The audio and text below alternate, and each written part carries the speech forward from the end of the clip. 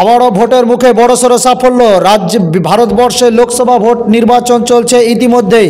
দ্বিতীয় দফার ভোট শেষ হয়েছে 7 তারিখ, তৃতীয় দফার ভোট। এই ভোটের মুখে মুর্শিদাবাদ জেলার সাগরদিঘি থানার বড়সড় সাফল্য। রাজীব আলী বয়স 27 বছরের যুবক, বাড়ি হচ্ছে কোচবিহার জেলা। 322 কেজি গাঁজা সহ তাকে গ্রেপ্তার করেছে সাগরদিঘি থানার পুলিশ। সাগরদিঘি থানার ধুমার পাহাড় এলাকা থেকে তাকে গ্রেপ্তার করেছে সাগরদিঘি থানার পুলিশ। সেই চিত্র আপনারা সরাসরি দেখছেন সবার বার্তা নিউজ ফেসবুক পেজে।